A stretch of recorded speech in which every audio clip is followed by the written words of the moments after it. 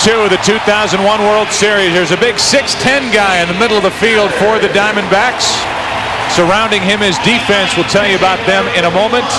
Right now, the starting lineup for the New York Yankees brought to you by Budweiser. Chuck Knobloch will lead it off in left field. Then it's Randy Velarde batting in the number 2 spot at first base. Derek Jeter hits third tonight. He's the shortstop. Bernie Williams cleans up. Nothing new there. Jorge Posada moves up to the number 5 position.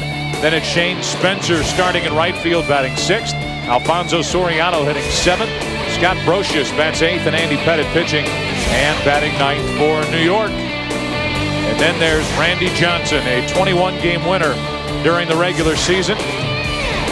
And so far in this postseason, 2-1 with a fantastic ERA. And vying to win his 4th Cy Young Award, and he could do it this year. He led the National League in earned run average with a 2.49 mark. He's 2-0 against the Yankees. He beat the Yankees when he was with the Seattle Mariners in 1995 in the divisional series. Around him defensively, there's only one change, and that's Danny Bautista out in center field tonight as Steve Finley, because Pettitte's making the start for the Yankees, takes a seat on the bench. Otherwise, it's Gonzalez and Sanders flanking Danny Bautista, with Williams, Womack, Counsell, Grace on the infield. Damian Miller catching Randy Johnson. One thing Randy Johnson will do tonight is slow himself down. Something he is conscious of. He is trying to make sure that he doesn't rush his pitches to the plate. His pace will be slower than normal.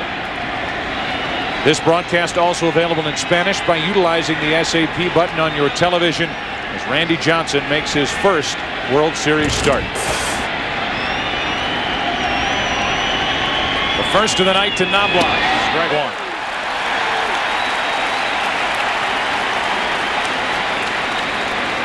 Hitless last night, a .250 hitter during the regular season.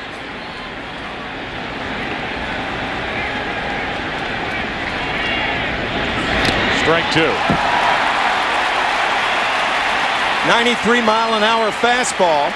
He has a very good slider. Randy Velarde on deck. He'll play first base tonight.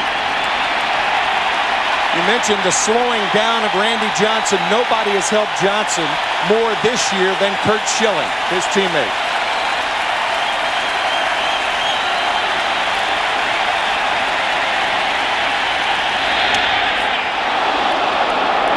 1 ball, 2 strikes. There's Curt Schilling. It's kind of 6 degrees of Kevin Bacon with Roger Clemens at the top of the pyramid, with how Clemens has influenced so many involved in this series. A 1-2. Got it.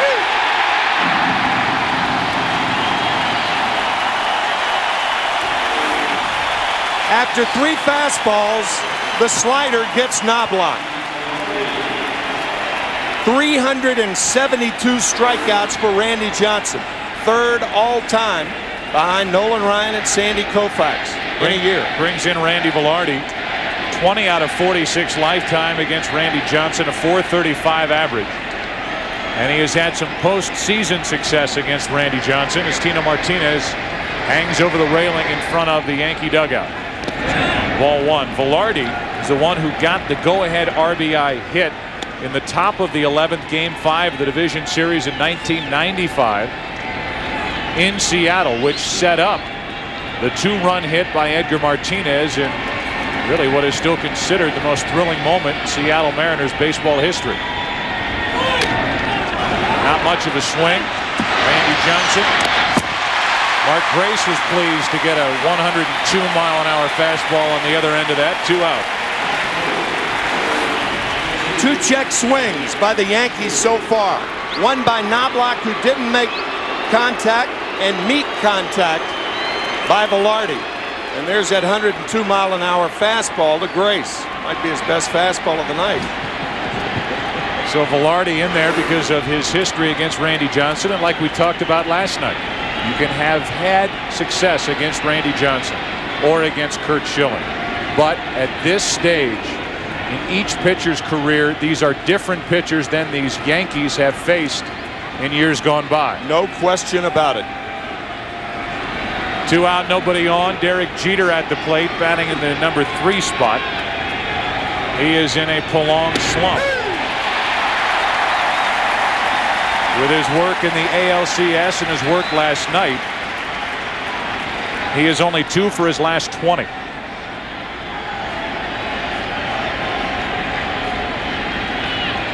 Two out, nobody on, no balls, 1 strike on Derek Jeter. That's foul. We talked about Roger Clemens a bit earlier. Clemens has influenced Schilling. Schilling has influenced Johnson. Clemens has influenced Andy Pettitte. And Pettitte will be on the mound tonight for the Yankees. Clemens will start game 3 in New York on Tuesday night.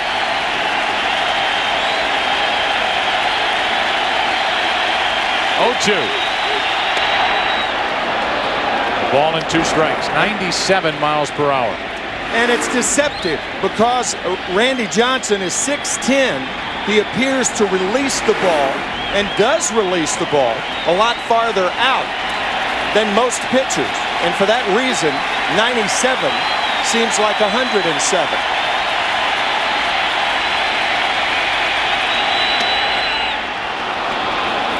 Two and 2. You can see 95 miles per hour at the top of your screen in the Fox box. The count 2 balls, 2 strikes, 2 out in the inning. We're in the top of the first. Nobody on base.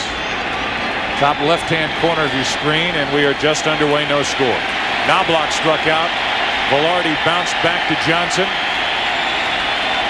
And it's a 2-2 count on Jeter.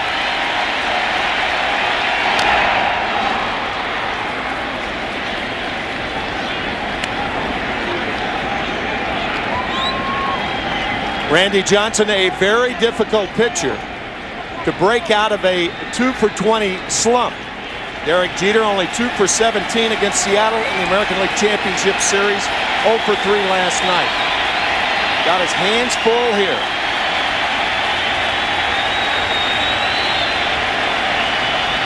Another 2-2 pitch. Foul tip, struck him out. And a perfect first inning for Randy Johnson.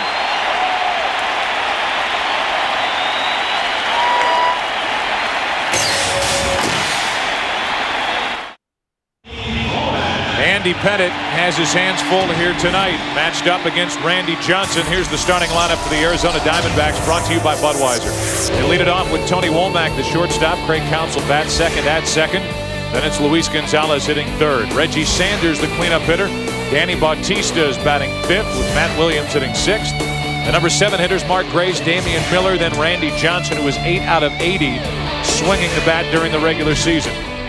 And here's Andy Pettitte, a 15-game winner during the regular season. In the postseason, he's usually a little different story. This guy has been automatic. The Yankees have won 11 of his last 12 postseason starts. The Yankees are 17-5 when he has started a postseason game. And as we've mentioned, Tim, on the road in 3 World Series starts. He's 2-0 with an ERA of 0. That's over 22 2/3 innings. The 0-1 to Tony Womack. The bunt. Pettitte falling away from first. Good play to get him 1 out.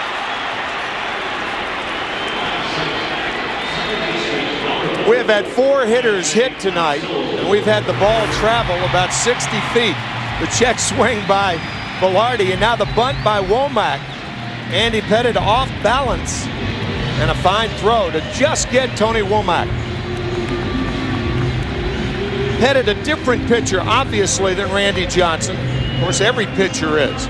Andy Pettitte, for the most part, tries to make the hitter put the ball in play. Johnson tries to miss the bat. When you look at the starting lineup for Bob Brenly's Diamondbacks, he starts it with 3 left-handed batters in the top 3 spots. This is a different Andy Pettitte against left-handed batters than he was, let's say, in 1996, 97, or 98. That's because he's coming inside the left-handers more. That's on the outside corner to Counsell, strike 1. Counsell homered in the first inning last night to tie the game 1-1. And then the Diamondbacks went on to score 8 more. Time called prior to the pitch.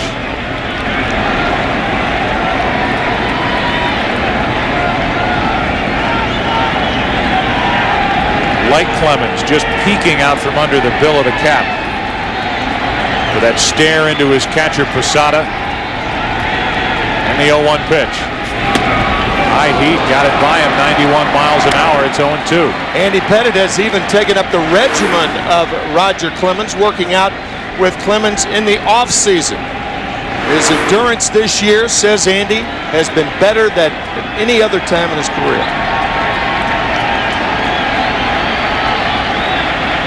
And 0-2. Counsell could not lay off the pitches up and out of the strike zone. 2 out. And we give you a look at the Yankee defense. With Knobloch, Williams, and Spencer in the outfield, Brocious, Jeter, Soriano, and Velarde at first. Jorge Posada doing the catching for Andy Pettitte.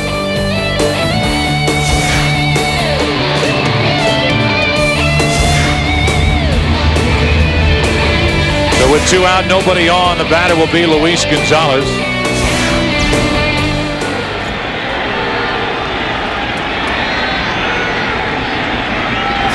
Strike 1, and Pettitte's throwing hard here in the first inning. We have not seen a lot of healthy cuts up to that point. Gonzalez perhaps with the best swing of either side. Gonzalez with that open stance, closes in on the ball with a pitch. Takes a strike, and it's 0-2. That was that inside fastball. He went up the ladder on Craig Counsell on the 0-2 pitch. Watch the check swing. 5 hitters, 3 check swings.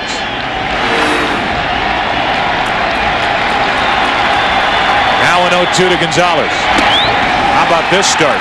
2 strikeouts for Johnson, 2 strikeouts for Pettitte. Second inning, game 2. No score.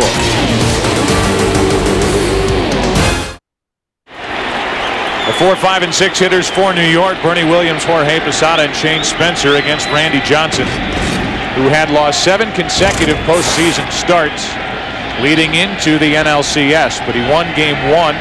He won the clinching game 5 with 7 strong innings. And here he is starting game 2 after Curt Schilling shut down the Yankees for 7 innings last night. Each side went in order. Williams a hit, an RBI in last night's game. He takes high for ball 1.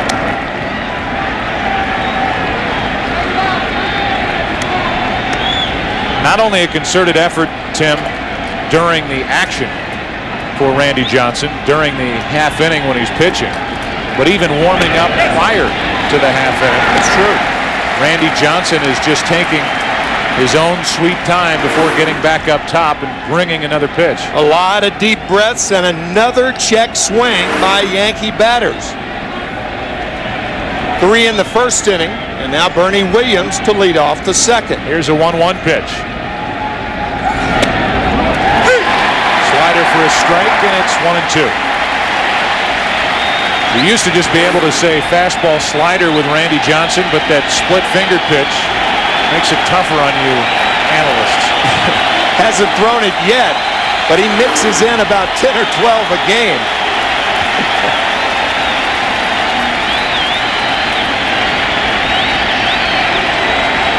Two strikeouts so far for Randy Johnson.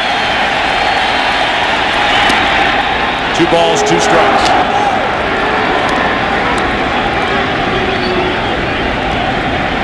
Jorge Posada waits to hit next.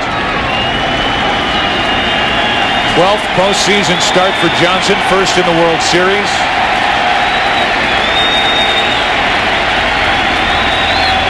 And it's 2-2. Too far inside, full count. Randy Johnson has hit 18 batters this year. It's part of his arsenal. You talk to hitters, they characterize him as terrifying, menacing, words like that. Nothing comfortable said about Randy Johnson by opposing hitters. Had a moth land on his uniform top. Yeah, but it left in a hurry, didn't it? He brushed the moth off, and now his 3-2 pitch to Williams. Got him, on away. My goodness. Bernie Williams said no, it was not. A 3-2 slider. Williams probably looking for the fastball. Ball could have been low, but appeared to be high enough. 3 strikeouts now for Randy Johnson, and 1 check swing by Randy Velarde. And Joe Torre is yelling out at Mark Hirschbeck, the home plate umpire, saying that ball was too low. 1 out, nobody on for Posada. Had a hit last night, hitting .343 in the postseason. And a ball up and in from Randy Johnson.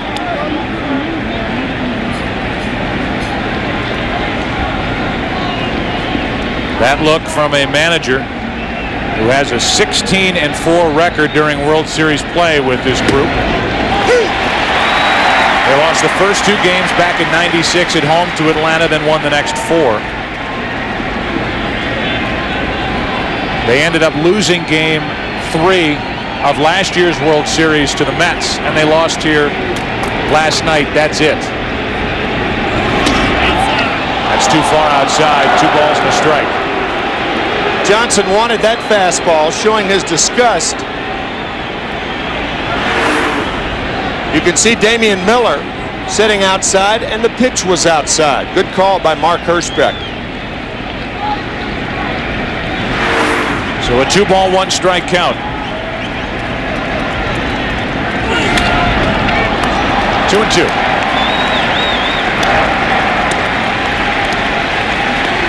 Shane Spencer next. And this crowd will crank it up, expecting to see strikeout number 4 on the night.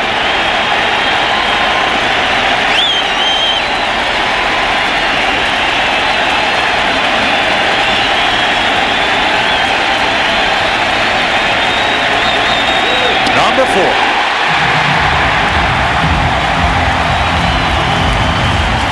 In the first inning, this is what happened to Yankee hitters. Chuck Knobloch, check swing. Randy Velarde, check swing. Derek Jeter, check swing.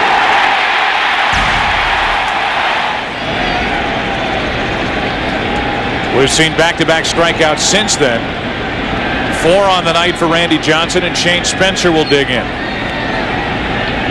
Shane Spencer, who spent 8.5 years in the minor leagues before bursting onto the big league scene back in '98 with 8 September home runs and 10 down the stretch for that World Championship team. Gets a start against Randy Johnson, took a slider for a strike, and it's 0-1.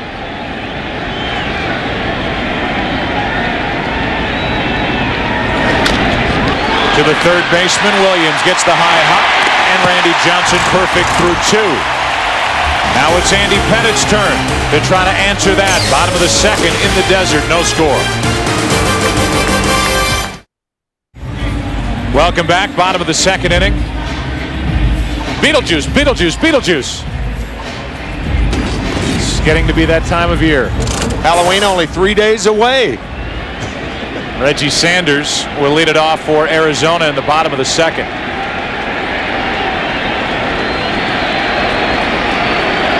Andy Pettitte threw 8 pitches in the first inning.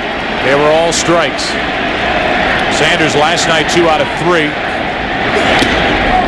And Pettitte looks like he's brought his good stuff here in the early going. Strike 1 on Reggie Sanders. I think with both pitchers, both managers are thinking with the way they're throwing, both Pettitte and Johnson, if you do get somebody on with nobody out, play for 1 run. Normally you don't bunt early in the game, but I think Joe Torre and Bob Brenly are thinking about that right now if they get in that situation. Andy Pettitte, his 23rd career postseason start. That's the first one out of the strike zone for the night. 1 ball, 1 strike. Because of that cut fastball that's down and in to right-handed batters, the left side of the infield must be ready. That means Brosius and Jeter. Pettitte mixing his pitches better. We talked about it earlier. And he slams the door on the running game. 49 pickoffs since 1996, the most in the majors. Cutter in on Sanders in the count 1-2. Yeah, if you hit that ball well, that pitch right there, if you hit it well, you're going to ground it to the left side. Posada setting up inside. Sanders swings through it. So 1 ball, 2 strikes. Now Posada sets up away. And Pettit misses away. 2-2.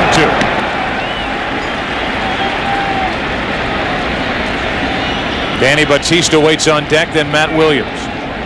So Andy Pettit took care of the three left-handed batters in the first inning. Womack tried to bunt his way on. Pettit made the play, and then strikeouts of both Counsell and Gonzalez. Now the first right-hander that Pettit faces, and Sanders does ground it to the left side, base hit. Reggie Sanders now 3 out of 4 in this World Series.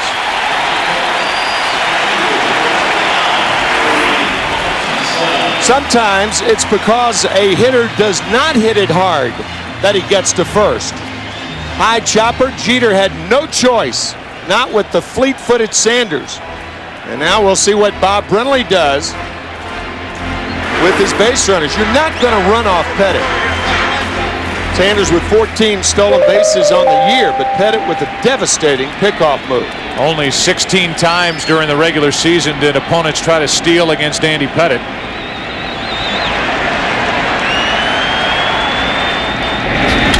Into right center field, off the bat of Batista and all the way to the wall. Sanders motoring around third. They bring him to the plate. Soriano's throw late, 1-0 Arizona.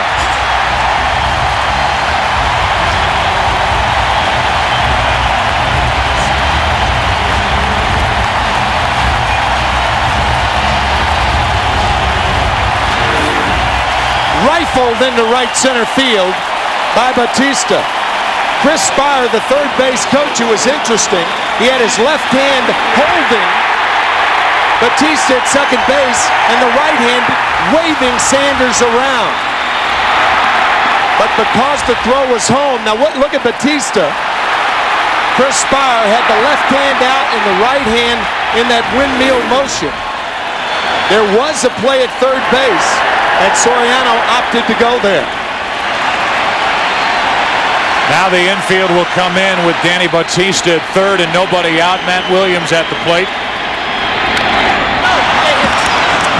Runner holds. Brosius takes care of Williams, 1 away. So Danny Batista, 29-year-old outfielder who has bounced around in his career, Detroit, Atlanta, Florida, now Arizona. First full year in Arizona, gets his first World Series at bat and lines an RBI double, and that's what they're calling it, a double into right center field. Now it's Mark Grace. Infield still in, runner at third, 1 out. I think that accentuates the point that Soriano did have a play on Batista had he opted to go to third base. But the throw home allowed Batista to go to third easily. You're not going to get many chances to score. Bob Brenly knows that.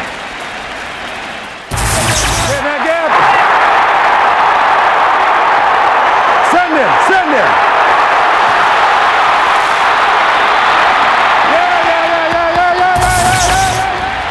Now a chance for another. It's up to the veteran Grace. Soriano juggles it, throws home, out for the second out of the inning. Alfonso Soriano, who was switched to second base late in spring training, playing in, took care of the ground ball, juggled it a bit, but made a strong throw for the out.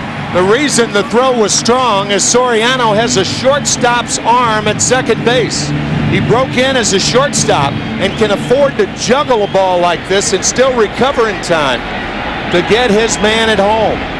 So Joe Torre, because Randy Johnson is pitching, has had the infield in twice, and it has worked.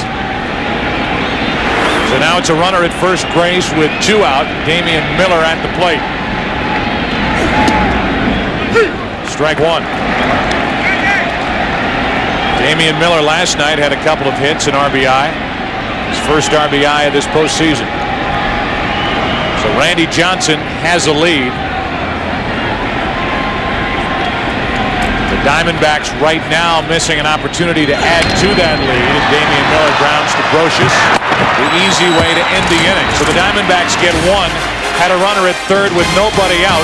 Williams, Grace could not bring him home after 2, 1-0 Arizona. So now it's Alfonso Soriano. Made a good defensive play to keep it a 1-0 game. That's what it is. Arizona on top. Soriano, Brocious, and Pettit coming up.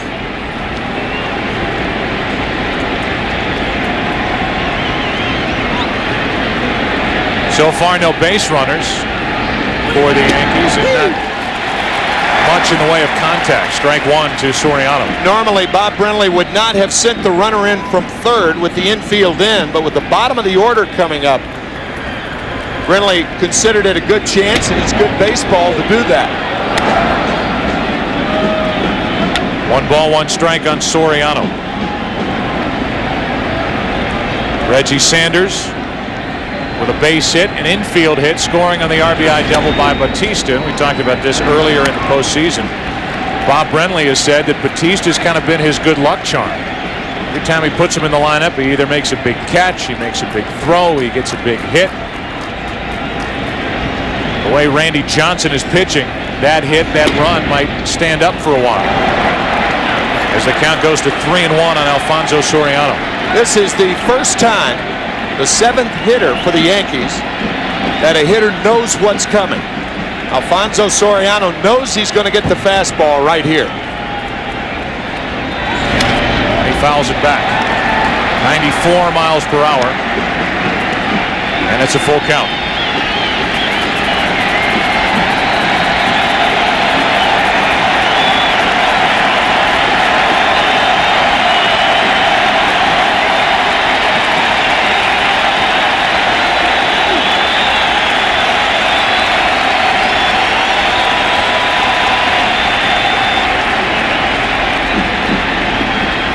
.372 strikeouts during the regular season. 4 tonight in the World Series, and now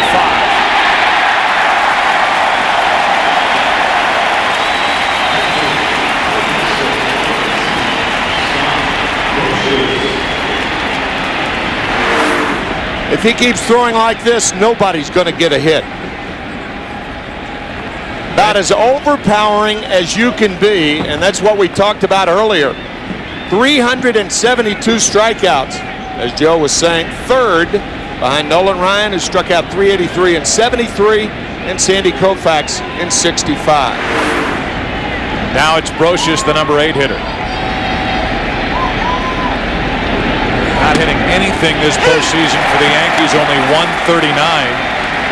And these could very well be his final days in the Yankee uniform. A free agent at the end of the season. Came into last night's game a career .391 hitter in World Series play. 98 World Series MVP, and the count 1-1. That was an 86-mile-an-hour splitter, the first split-finger fastball that Johnson has thrown, and did it ever dive out of the strike zone. Bob Brenly will tell you, even if it doesn't dive, at least it acts as a changeup. The 1-1 off the end of the bat, strike 2.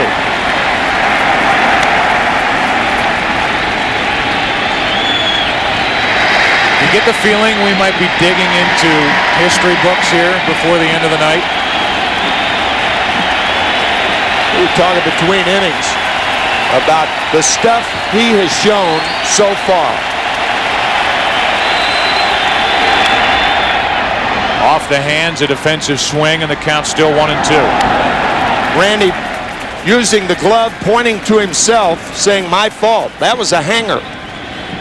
Really the worst pitch that Randy Johnson has thrown so far.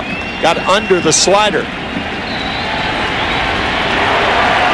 A 1-0 Arizona lead. 1 out, nobody on here in the 3rd inning. 2 out. Used to be just fastball slider for Randy Johnson. Now it's fastball slider splitter. Here's Randy Johnson talking about the split-fingered pitch. It's great when I have a good slider and a good fastball on the same day, but some days I may only have a good fastball. My slider's just not quite there, so it's easy for a hitter to sit on my fastball and just let my slider go by it. But now if I can throw my forkball or splitter, whatever they want to call it, and I can throw it for strikes, and maybe throw it 5 or 6 times in the game, at least I have a hitter going back to the dugout saying, hey, he's throwing something different. The unenviable task for Andy Pettit. Throws left, bats left, has 1 career hit to his credit matching up against Randy Johnson. The ball has not left the infield, and Johnson is one pitch away from strikeout number 7. Terrifying stuff. My goodness.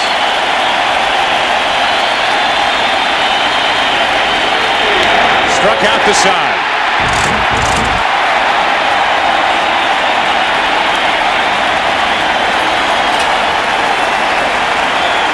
He got Soriano. He got Brocious. And he gets Pettit. Bottom of the third, 1-0 Arizona. Randy Johnson will lead it off. Few people know that when Randy Johnson pitched in Seattle, he made a little extra money on the side by getting to know, Tim, the fans that came to the Kingdome at that time to cheer for him. Did you know that? I did. Oh, okay. In the postseason, 0 for 8 during the regular season, 8 for 80. He throws left, he bats right. He is the anti-Eddie Goodell. Let it suffice that he throws left. He swings right. Swings right. 8 for 80 on the season. No balls, 2 strikes. When you're Randy Johnson, you don't care about your hitting. You care about your at-bats. And usually, he gets 3 or 4 at-bats a game, which means he pitches deep into the game. Exposes that left arm as he hangs over the plate, although it's protected by that thing on his elbow. He'll need a new bat next time. And he's 0 for 1. Randy Johnson and his days in Seattle. Little extra side just money. getting away from him. A lot of people wonder what pitchers do when they're not playing. I, for example, have a paper route.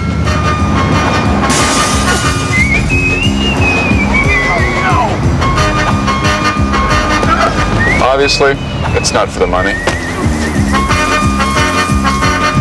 I guess I just like people. The lovable Randy Johnson. Unless you're in the batter's box trying to get a hit against him. 1 out, nobody on here in the 3rd inning, and Tony Womack steps to the plate. Tried to bunt his way on his first time up, and Pettit made a good play off the mound to get him. Hitting only .214 in this postseason. Still has one of the more thrilling swings for the Diamondbacks in this tournament back in the Division Series. Game 5, the 9th inning flare into left center field to bring home Danny Batista and propel the Diamondbacks into the NLCS. His only RBI in postseason. A 1-1 on the outside corner, 1-2.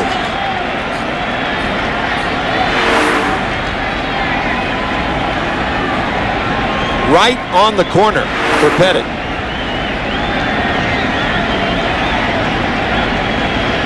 On 1-2. Womack laid off.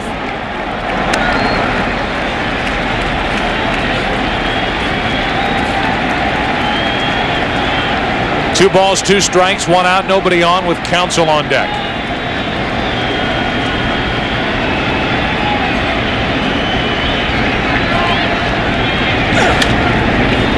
Little pop up, Brocious, just out of his reach.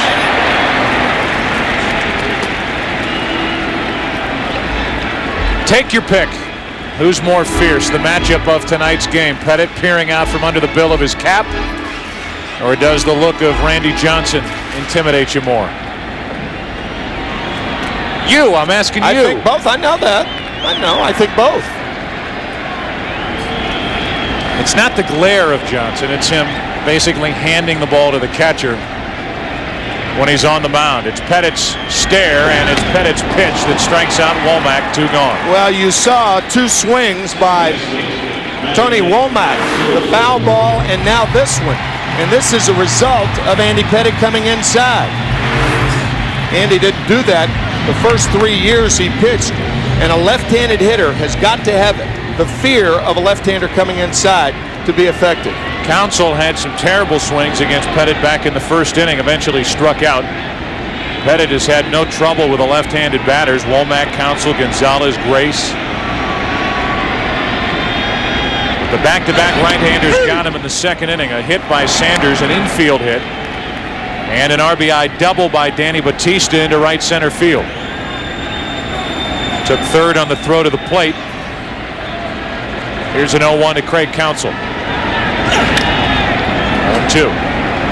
The Yankees in the fourth inning will have the top of the order. Knobloch, Velarde, and Derek Jeter. If anybody gets on, Bernie Williams.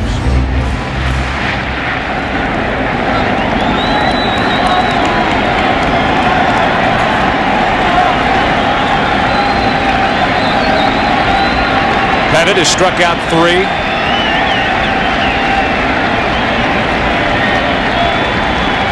And his 0-2. He has made Counsell look bad tonight. 4 strikeouts, a perfect third inning for Andy Pettit. Now the top of the order in the fourth. 1-0 Arizona. We go to the fourth inning, 1-0 Arizona, and we have already hit the history books and come up with a stat. As Randy Johnson brings it, Chuck Knobloch gets it in the air into left field. Got under it, and Gonzalez waits for it. 1 out. This is only the third time in World Series history that a pitcher has had 7 strikeouts through 3 innings pitched. Bob Gibson in 1968, Game 1. El Duque for the Yankees in '99, Game 1. Bob with the all-time record of 17 strikeouts against the Detroit Tigers in 1968. 1 out, nobody on for Velarde. Tapped one back to Johnson his first time up. So far in this postseason, 1 for 7. Spent 9 years with the Yankees before leaving after the '95 season. That '95 season, the Yankees got to the division series, but lost to Seattle. Randy Johnson on the mound. Johnson was 2-0 in that division series against the Yankees, and then Buck Showalter was finished. Joe Torre entered, and this postseason run started in 1996. So Velarde is back, hoping to get that World Series ring. Again, he's staring out at Randy Johnson, and the count here 3-0.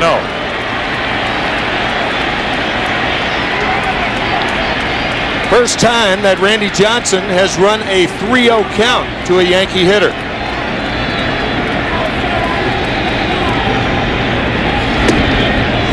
A 4-pitch walk, and the Yankees have their first base runner of the night.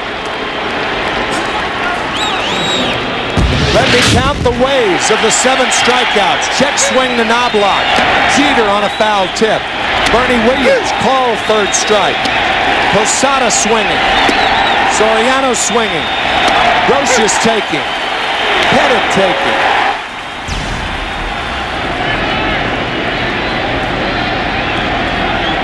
Major league record with his strikeout ratio, but right now, after striking out 7 the first 3 innings, we got Knobloch on a fly ball to left, walked Velarde, and here's Jeter. And there's ball 1, 5 in a row out of the strike zone from Randy Johnson.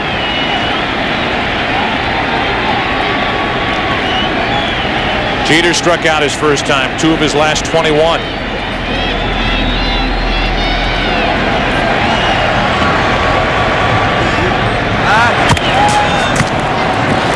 The Yankees, when they get the opportunity, plan on running against Randy Johnson. Joe Torre telling us before the game he's got to get somebody on first. But he can't run from home plate. No. You got to get somebody on, and Velarde is on with a 1-out walk.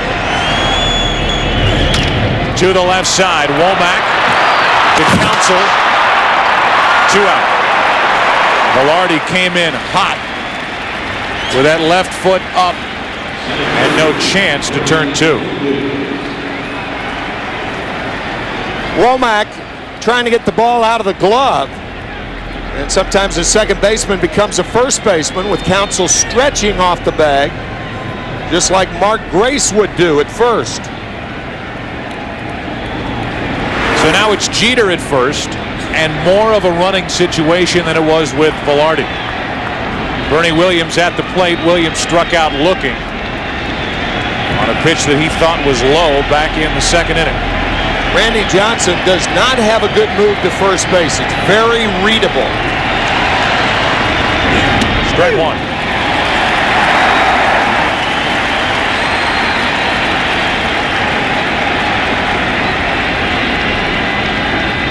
We mentioned that opponents tried to steal 16 times against Andy Pettitte during the regular season. Over twice as many against Randy Johnson, 34 stolen base attempts. 1 ball, 1 strike. And then there's Derek Jeter, who I know you believe is, if not the best, one of the best base runners in the game. Yeah, I think step for step, he's the best base runner in the game. He was tagged out, other than caught stealings last year, twice. Too far inside, 2 balls and a strike on Williams. In 160 games, tagged out at second, third, or home. His instincts are remarkable on the bases. Is he running here with a count of 2-1? He's on his own, says Joe Torre. If he gets a good jump, yes. Not going, and strike 2. Not only not going, but rather stationary over at first base. 2 out, 2 and 2, not a good base running situation. Because if the next pitch is a ball, then Jeter runs automatically.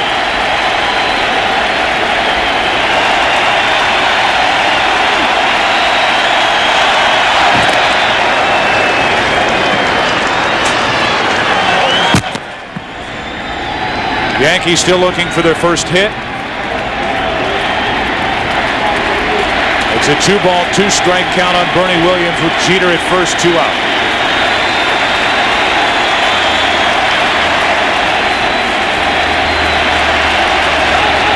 Runner goes, and the count stays 2-2. There's some managers that will put a runner in motion like that.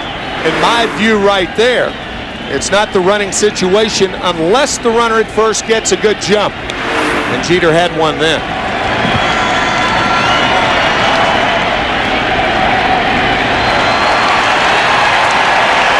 Mazzillian behind Jeter talking to him. Now back into the coaching box.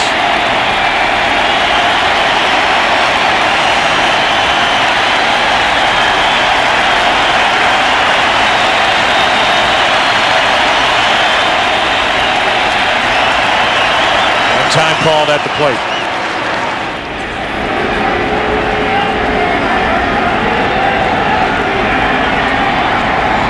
With Randy Johnson throwing as hard as he has been throwing, the Yankees' best chance for a long ball is something down in the strike zone, not up.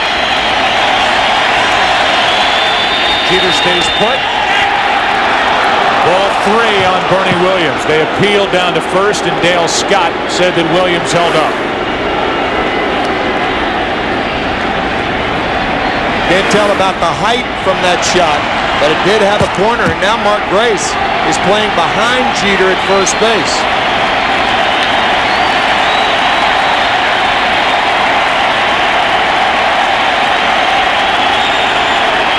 Bernie Williams with 16 career postseason home runs. 3-2. 2 Hopper to Womack. Inning over, and the Yankees still without a hit. They get their first base runner a walk, Strand there first, and we go to the bottom of the 4th. Here at Bank One Ballpark, 1-0, Diamondbacks. Luis Gonzalez first up for Arizona here in the 4th inning, 1-0, Diamondbacks on top. On the RBI double by Batista back in the 2nd. Gonzalez, then Sanders, then Batista against Andy Pettitte. Did allow the run in the 2nd inning, but did a terrific job of pitching to limit it to a 1-run inning. Strike on the outside corner. Gonzalez hit .312 during the regular season against left-handed pitching. He is the number 3 hitter in this Arizona lineup. Doesn't matter who's on the mound. 1-1. 5 years ago, Andres Galarraga, who ended this season with the San Francisco Giants, opened his stance and had marvelous results. So is Luis Gonzalez. 1-2. 4 years ago, on the left, you can see Gonzalez not nearly as open with that right foot pointed toward first base as he is now.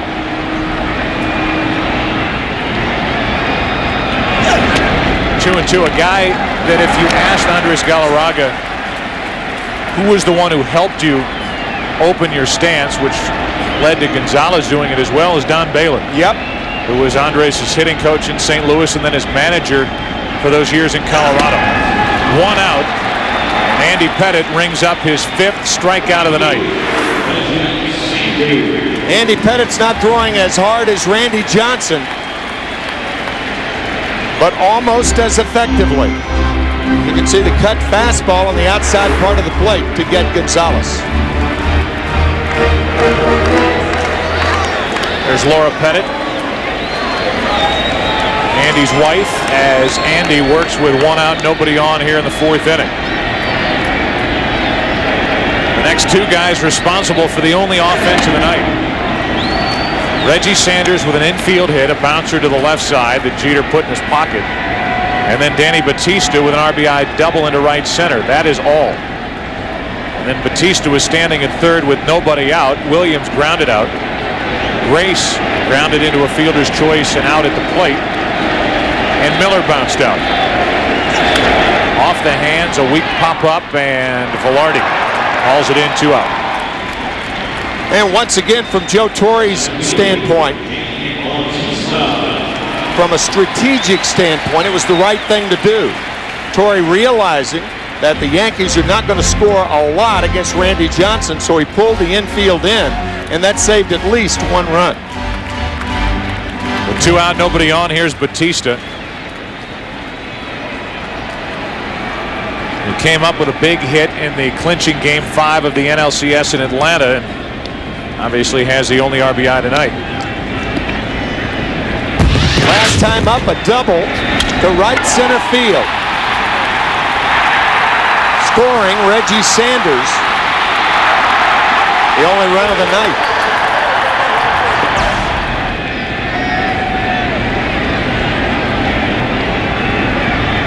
A career .294 hitter against Andy Pettitte takes the ball down and in. Normally the grounds crew will come out after the 5th inning and drag the infield. I don't think they need to do that tonight. They can work in the on-deck circle, the area in front of the dugout, the area outside of first base where hitters turn and go back to the dugout. That's it. Will pop up behind the plate. It'll get out of play. 1 ball, 1 strike. Some lonely baselines tonight. So the Yankees, when they started this postseason run in '96, whether it's been Maddox and Glavine or Glavine and Smoltz, any combination of the top 3 for Atlanta, or Kevin Brown and Sterling Hitchcock, or Hampton and Leiter, whatever 1-2 punch you want to talk about the Yankees have had to face from '96 through 2001, it has never been like Schilling and Randy Johnson. No. Not only with reputations and tradition, but pitching the best baseball of their careers. For as good as the 2 were during the regular season and the postseason, they've been phenomenal. A 6-1 combined record with a 1.24 ERA and 4 complete games. Schilling has 3 of them. Combined 58 innings, 66 strikeouts. That's into tonight, and that's against the Cardinals, the Braves, and the Yankees last night. 1-2 pitch. Little pop up into right. Soriano. And the Diamondbacks go in order. All pitching so far tonight. 1 RBI. It belongs to Batista. 1-0 Diamondbacks after 4. Back after this from your local Fox station. Randy Johnson trying to protect a 1-run lead. 1-0 Arizona. 5th inning. Posada, Spencer, Soriano against Johnson, who has struck out 7, walked 1, allowed no hits. And a slider slips into the strike zone for strike 1. Slipped and swept. That sweeping slider that starts off the plate away and breaks late. 1-1 strike on Posada, who struck out his first time up. 38-year-old left-hander Randy Johnson, following the 34-year-old Curt Schilling to the mound. He won game 1. Posada with the first hit of the night for the Yankees goes the other way, and New York has its leadoff man on. Prior to the game, hope you caught it, one of the great American artists, Ray Charles, sang "America the Beautiful," and his reaction to the crowd's reaction for his rendition. So touched by what he heard from the fans here in Phoenix.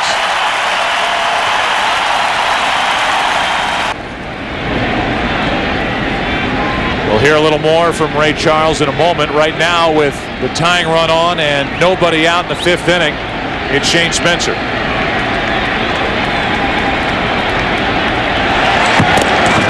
Posada with a 2-step lead, back easily. Not a running situation for the Yankees. Posada a slow runner at first base. Didn't want to hit and run against Randy Johnson anyway. It's too hard to put the ball in play on the ground. Inside for ball 1.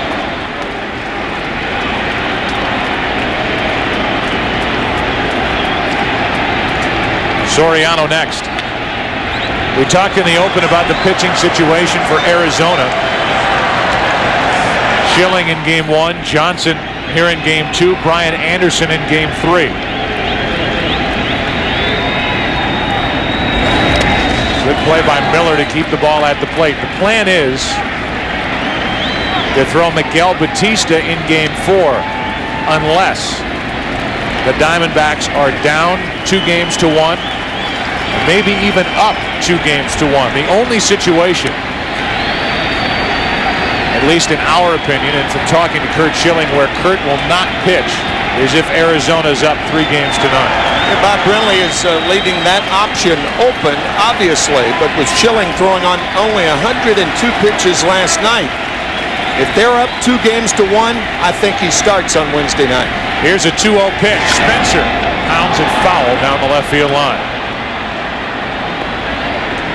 Shane was waiting for that pitch, got it, but pulled the trigger too soon. Only the second predictable pitch that the Yankees have had to hit, because Johnson has been on top of all the hitters, and Spencer out in front pulls it foul. So now it's 2-1.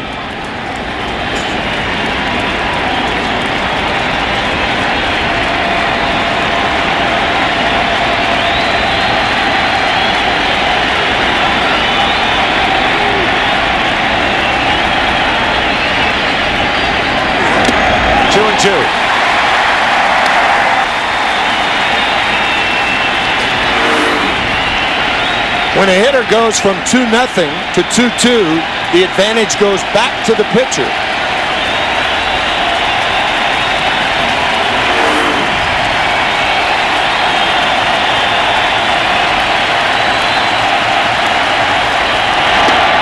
One out.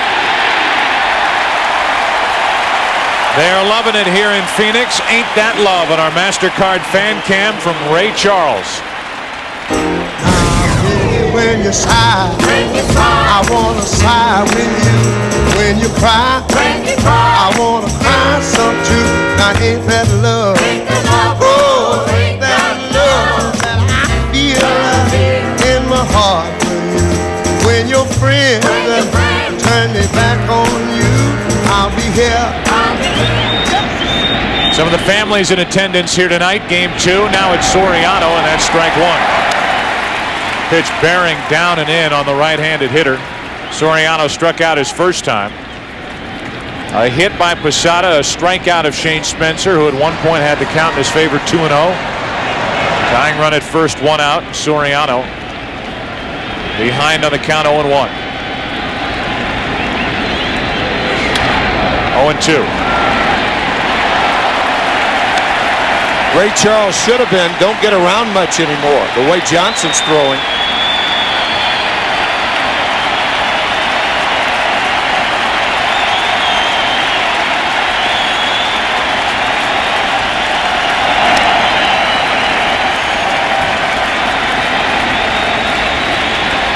Top of the 5th inning. Johnson in search of strikeout number 9.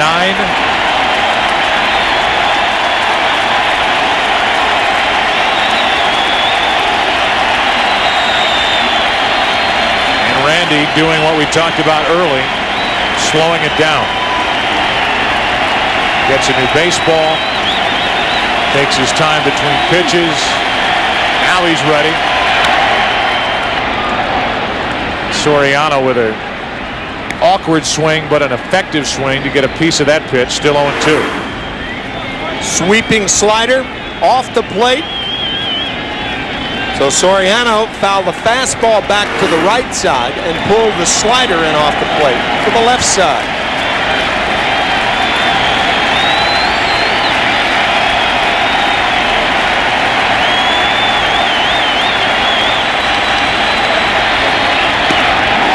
Two out, strikeout number 9.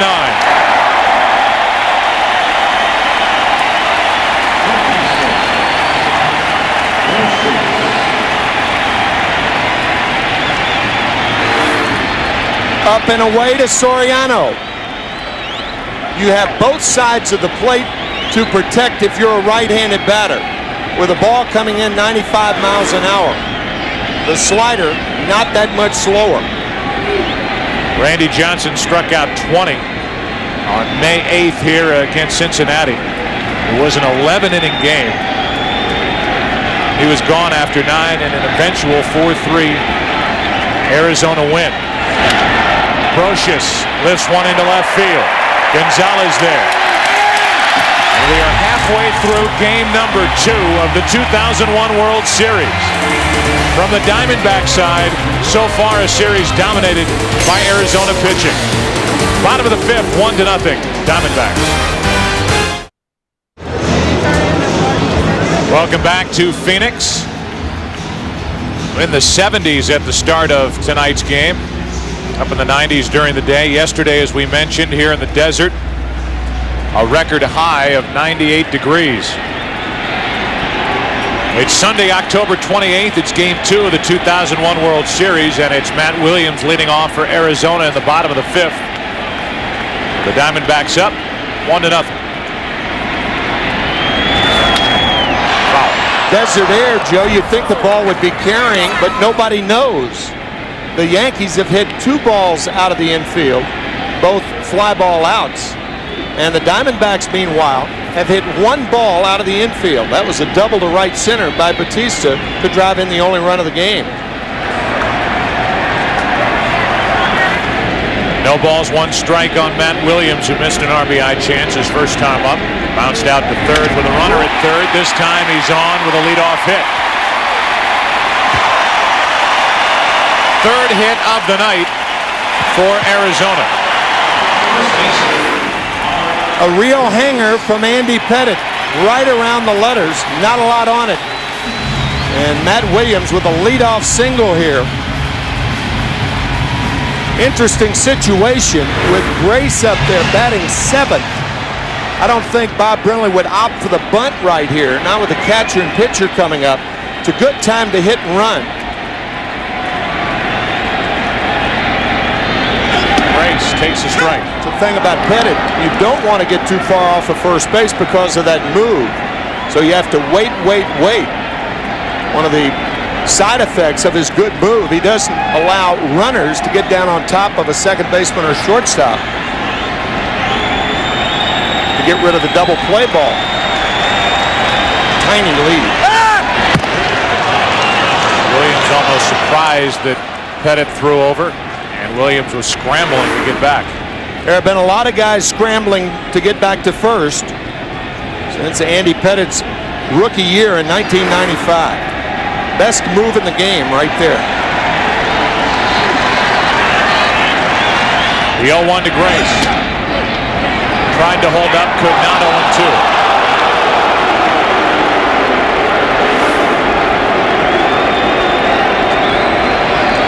So with 2 strikes on Mark Grace, for the most part, unless it goes 3-2, you're not going to send the runner. See from that replay that Mark Grace had his back foot actually out of the batter's box.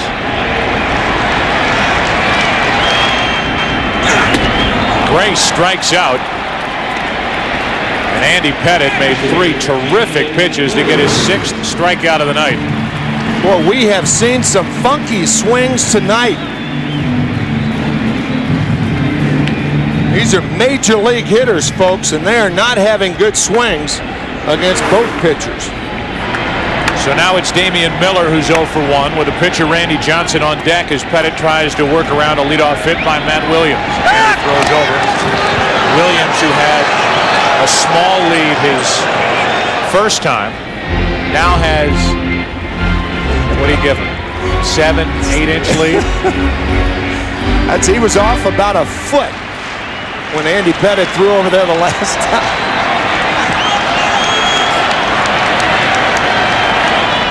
One on, one out. Miller takes a strike over the outside corner. Not only is the lead short, but you can see Matt Williams kind of leaning back toward first base. Almost softball rules with Andy Pettitte on the mound. Pettitte making his 7th World Series start. Has a World Series high 6 strikeouts. We're only in the 5th inning. And he's on his way to another as he runs it to 0-2 on Damian Miller.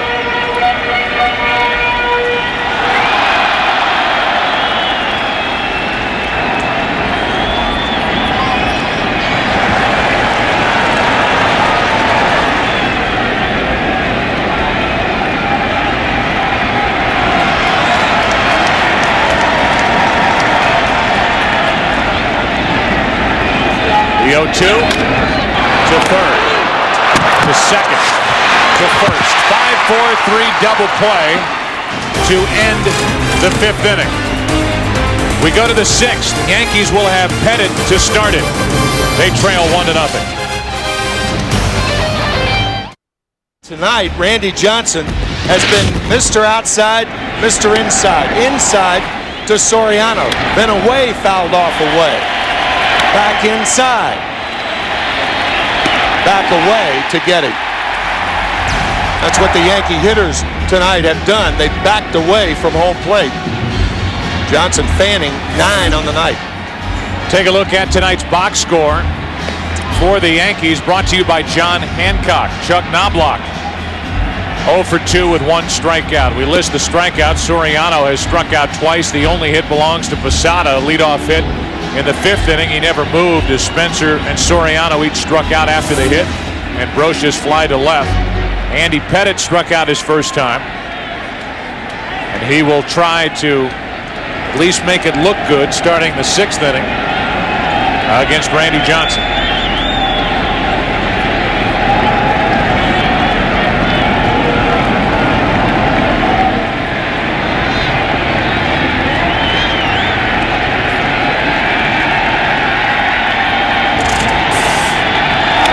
Bunt attempt. Matt Williams with a bare hand, pick up and throw, 1 out. Good effort, good try by Pettitte, but Matt Williams equal to the task, 1 away. Matt Williams very deliberate with this throw to first base, knowing that Andy Pettitte has not run the bases, so why hurry the throw? Bare hand pickup, nice play.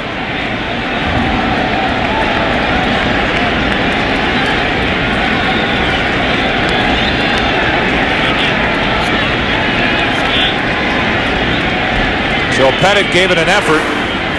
Actually dropped down a terrific bunt. He did, yeah. It took a strong play from Williams for the first out in the 6th inning, and now Knobloch with Velarde to follow.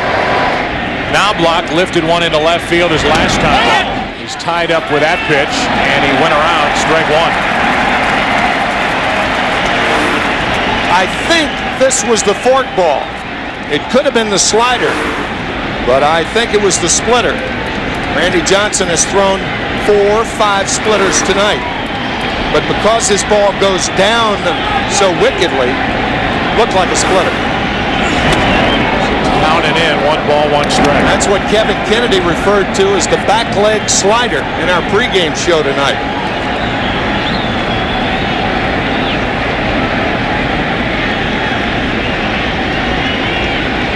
The Yankees have 1 hit, 1 walk.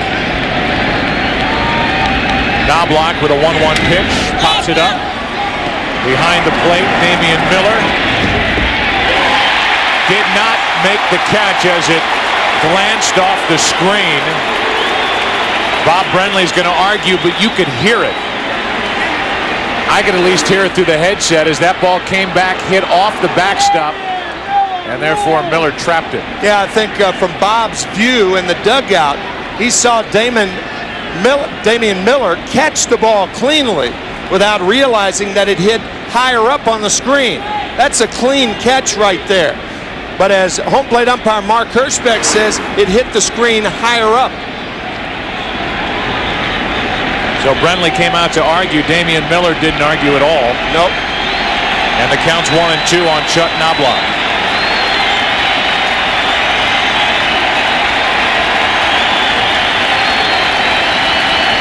With 1 out, nobody on. Knobloch is the second out.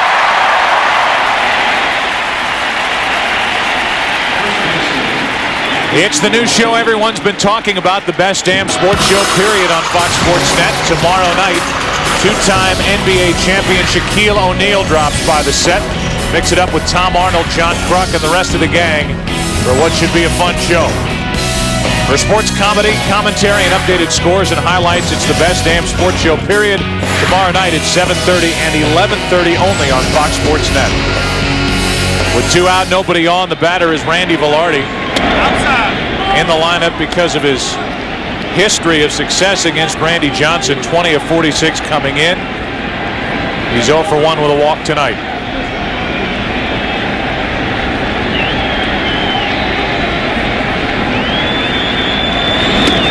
One ball, 1 strike.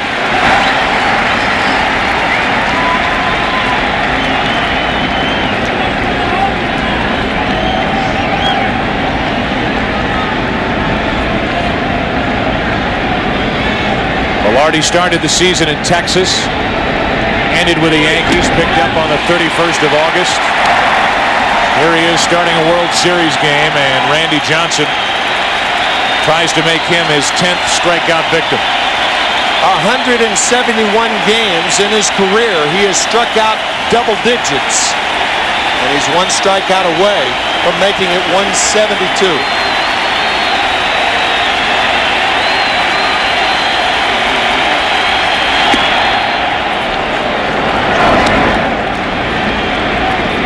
Two balls, 2 strikes. 2 out, nobody on. Talk about Tom Arnold. There he is with a Yankee hat on. Watching as Randy Johnson looks for number 10. Velarde to third. Matt Williams, throw perfect. And Randy Johnson has been awfully close to perfect here tonight. A walk, a hit against him. 9 strikeouts. So far a shutout. Bottom of the 6th inning, 1-0, Arizona. Randy Johnson first up for Arizona. Bottom of the 6th inning, 1-0 Diamondbacks. Johnson broke his back, grounded out to short. His first time up. It's out of play for strike 1. Johnson has got a little better every season since joining the National League. Traded to the Houston Astros from Seattle, July 31st of 1998. Carlos Guillen, John Halama, and Freddie Garcia going the other way. And he signed with Arizona prior to the '99 season. He's won the last 2 National League Cy Young Awards. And he has one of the most awkward swings in the history of organized baseball for strike 2. I think even Randy would laugh at that one.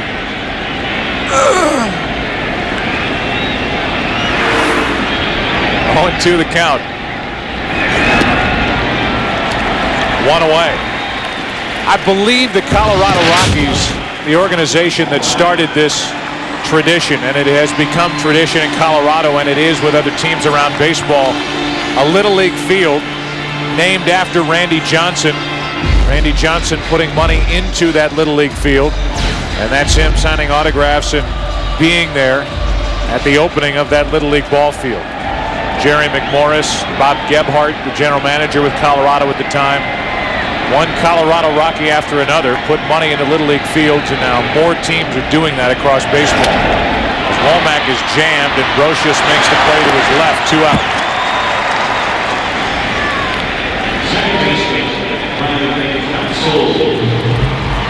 How about the box score for the Arizona Diamondbacks? It's brought to you tonight by John Hancock, and while we showed you the Yankees, not a lot of hits there, not a lot of hits here. Reggie Sanders, Danny Bautista, Matt Williams with the only 3 hits. Bautista with an RBI double back in the 2nd inning for the only run of the night. Otherwise, offers up and down the lineup. And another shrewd move by Bob Brenly.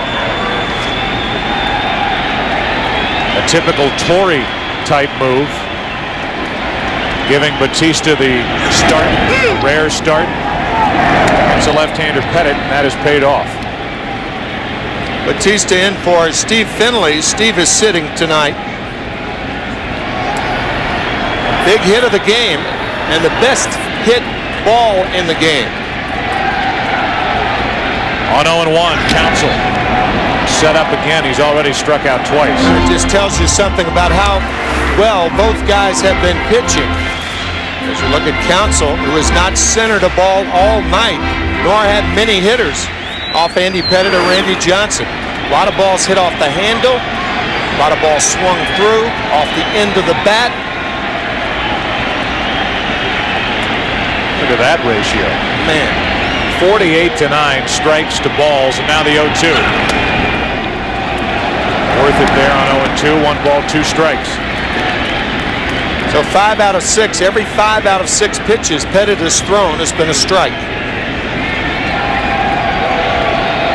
2 singles and a double allowed, no walks, 7 strikeouts.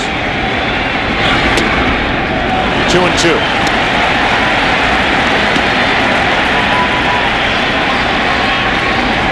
The 3 left-handers at the top of the lineup against Andy Pettit. 0 for 7.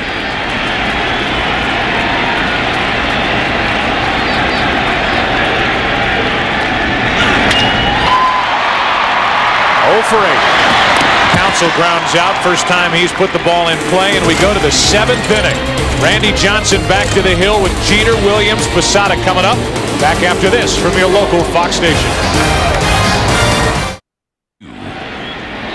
There have been a grand total of 5 balls hit out of the infield tonight as we move to the 7th inning of Game 2. The Yankees down 1-0 trail Arizona, and Randy Johnson 1-0 as Jeter leads it off. Yeah, the Diamondbacks have 2 base hits out of the infield, and the Yankees have 2 outs, fly outs, and the only hit by Posada. Remarkable.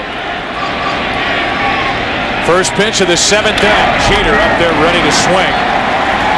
Got a pitch up and out over the plate, fouled it back, strike 1. Jeter has struck out tonight, bounced into a force out. Williams and Posada will follow. Randy Johnson gave up 19 home runs during the regular season. He's given up a couple in the postseason. 1 to Julio Franco and 1 to Albert Pujols, the rookie for St. Louis, in Game 2 of the division series. And Joe, we talked about Derek Jeter earlier. If he gets a ball down, that's the ball. That's his home run pitch, down and in. That caught the corner, not according to Jeter, in the count 0-2. This pitch belt high on the inside corner.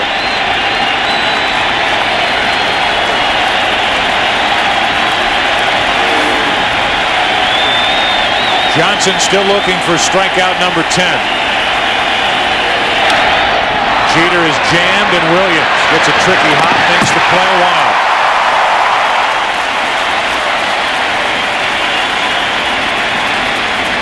With Bernie Williams coming up, we ask you to go to MLB.com to bid on special autographed and game-used items currently up for auction to benefit the Disaster Relief Fund. MLB.com. 1 out, bases empty, and Bernie Williams 0 for 2 steps in.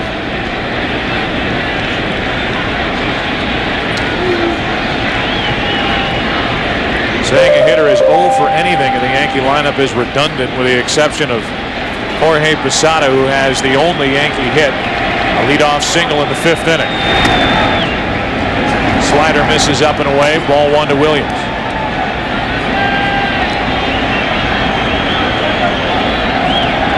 Bernie Williams, 26 home runs during the regular season, 3 this postseason, and 16 in his postseason career. Just pounding the inside corner. 1 ball, 1 strike. The biggest home run for Bernie Williams this postseason was the home run off Arthur Rhodes of Seattle to tie it. That was the same game that Alfonso Soriano hit the 2-run home run to win it for the Yankees. Game 4 of the ALCS. Too low, 2 balls and a strike.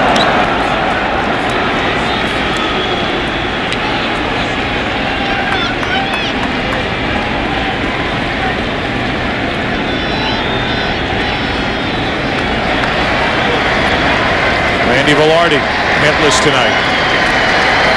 Yankees are stocked from the left side with their bench tonight with O'Neill, Martinez, and Justice. Randy Johnson is not slowing down with 1 out here in the 7th inning. 2 balls and a strike on Bernie Williams. 2-2. And Williams hot about that call. Williams called out his first time up on a similar pitch. That was certainly high enough.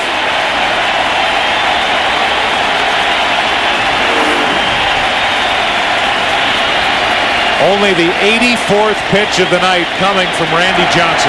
Not only the velocity, but the quality of the pitches, the location, extraordinary. To third, Williams to his left. 2 out.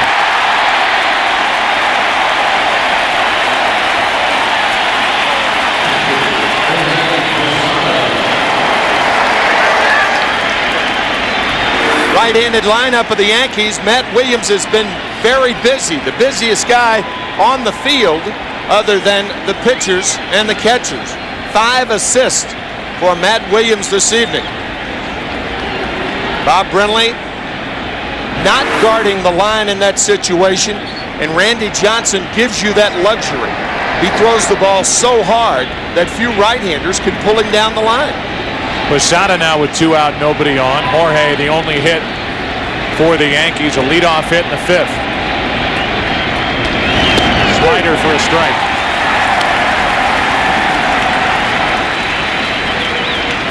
Bernie Williams over in the Yankee dugout just tossed his batting gloves out onto the field. Lee Mazzilli just flipped them back in there. So Williams still upset about that strike 2 call. The 0-1 pitch. Another ground ball to the left side. Womack. Another 1-2-3 inning. Randy Johnson, sensational through 7. Fans, please remember Radio Shack is a collection site for the September 11 Fund, benefiting survivors, victims, families, and rescue personnel. The September 11 Fund is a collaboration of United Way, the New York Community Trust, and the Council of Foundations. As the heart of the order will bat for Arizona, Luis Gonzalez, Reggie Sanders, and Danny Batista. The 3, 4, and 5 hitters against Andy Pettit, who is pitching in the shadow of Randy Johnson and throwing a terrific game. 1-0 Arizona, and a breaking ball stays inside, ball 1. The 6'10" shadow of Randy Johnson is enveloping the 6'5" shadow of Andy Pettit. 1 ball, 1 strike. One of the criticisms of low-scoring ball games that they're boring, but the pitchers are so dominant tonight. This has taken on the character of a high-scoring game. On the outside corner, 1-2. To reiterate your point, only 5 balls hit out of the infield by both teams, and here we are in the bottom of the 7th inning. Gonzalez fouls it out of play. Last inning, with Craig Counsell at the plate, the count was 0-2 from Andy Pettit. During that stretch, he had thrown 17 consecutive strikes.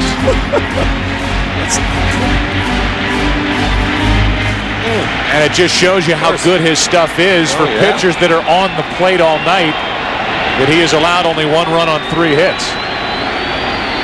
Meanwhile, the Yankees, no runs on 1 hit. Only 12 pitches out of the strike zone all night. And Gonzalez is hit by the pitch. Caught him on the hand of the wrist. And Gonzalez, we already talked about how he starts with that open stance and kind of strides into the pitch. Literally walked right into that one. We also talked about Andy Pettitte. The reason he's been successful against left-handed hitters this year compared to other years, he's been coming inside.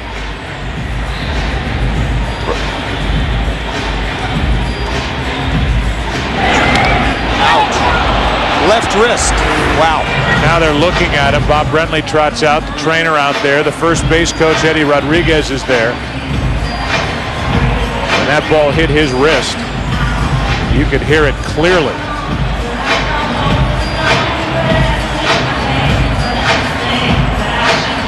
So looking at the outside of the left wrist of Luis Gonzalez.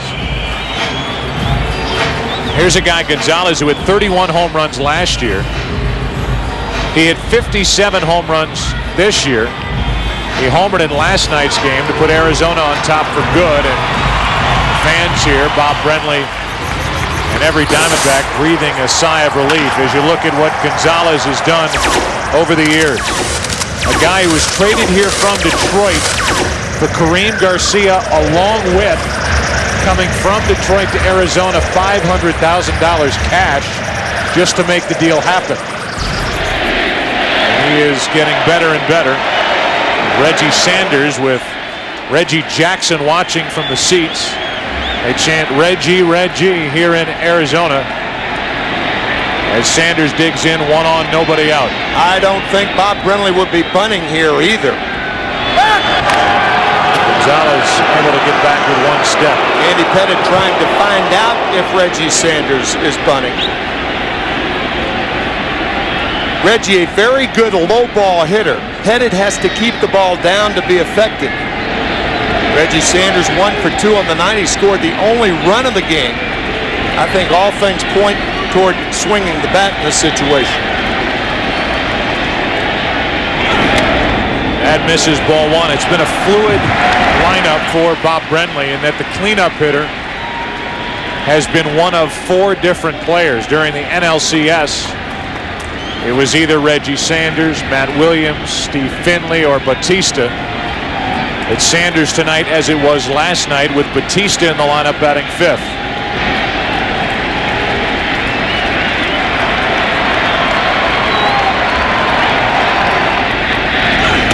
Atypical that a team that would play this deep into the postseason would have a changing cleanup hitter from game to game. That's an interesting thought, Joe. 4 different cleanup hitters in the postseason. You would think somebody has established himself in that spot over the course of the season, but not so for the Diamondbacks.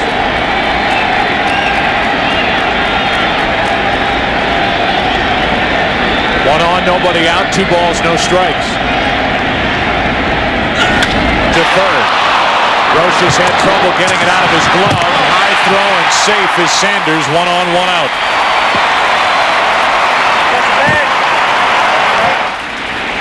Roches upset, knowing that that ball was hit crisply enough to turn the double play. But that little bobble momentarily, and Soriano's throw is high. Credit Luis Gonzalez with a hard slide, forcing the throw up. There's the bobble, and watch the slide by Gonzalez. That forces the high throw, makes Velarde jump, and Sanders is safe. So it's 1 on, 1 out as the Yankees miss a chance to turn a double play after a night last night that was atypical Yankees in the postseason. Committing the 2 errors, allowing 5 unearned runs. Not playing the same tight baseball that we are accustomed to seeing from the Yankees late in October. Misplays come in many disguises defensively. No error given on that play, but clearly Brocious turns that double play more often than not.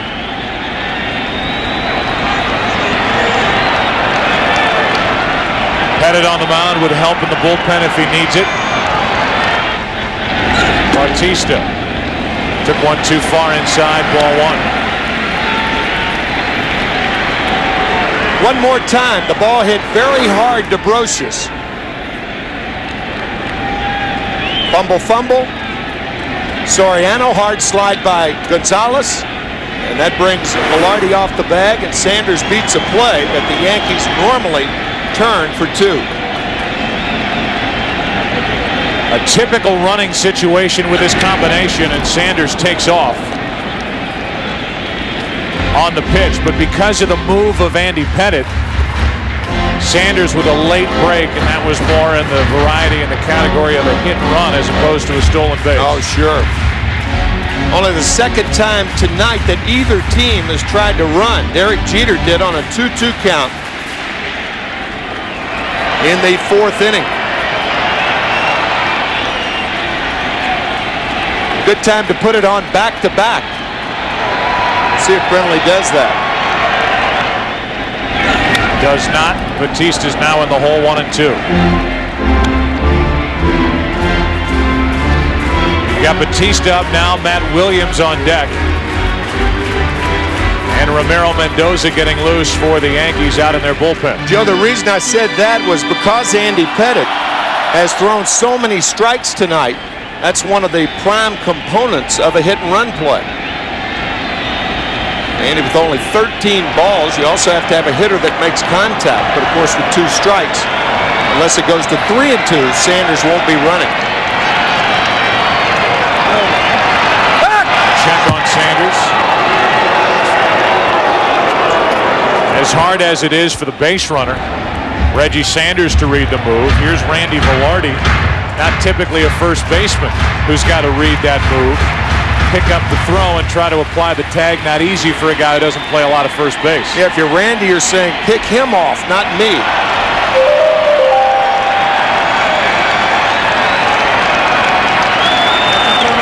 One ball, 2 strikes. Sanders not running, and Batista grounds it foul. Oh, the guy had his chance for a World Series souvenir, and he whiffed. Forlorn also. And here's that chance Joe was talking about. And his glove on.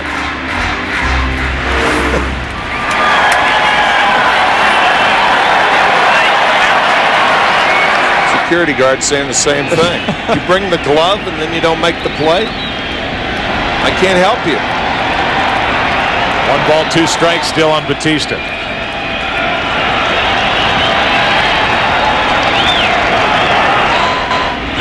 Up the middle, off Pettit. Too short, base hit.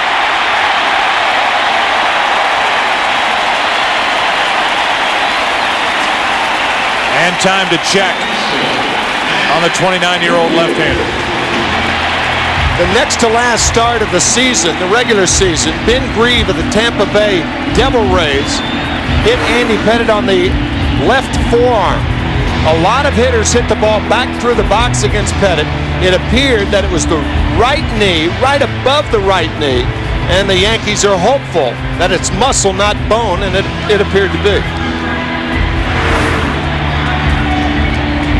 So a visit to check on his well-being. Now it's Matt Williams at the plate with 2 on, 1 out. You go earlier in the year, there's September 26th, and that's Ben Grieve.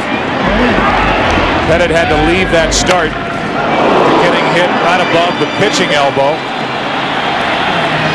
He ended up making 1 more start against Tampa Bay at the end of the season, worked well, and was ready for the division series. In fact, pitched well in Game 2 of the division series, but was matched up with Tim Hudson and lost 2-0.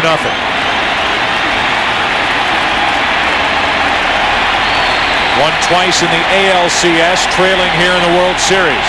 Matt Williams takes a strike. Runners on at first and second, 1 out. Reggie Sanders, Danny Batista, the same 2 responsible for the only run of the night. Remember the missed chance on the double play ball hit by Reggie Sanders. See if that comes back to haunt the Yankees. It does. Goodbye, Matt Williams, 3-run homer, 4-0 Arizona.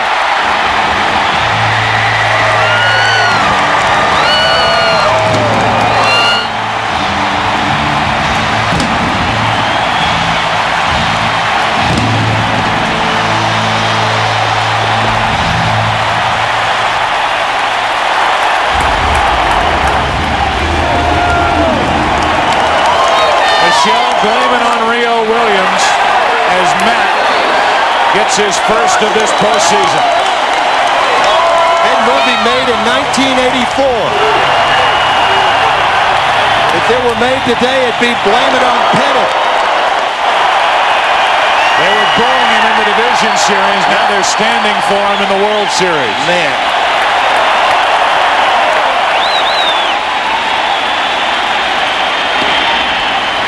That was a cut fastball, the same as the first pitch. Up a little bit, and did he ever know it?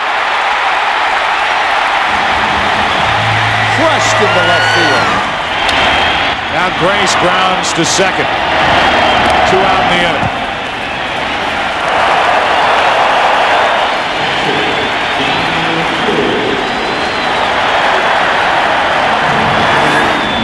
The first pitch to Matt Williams. Or the home run ball.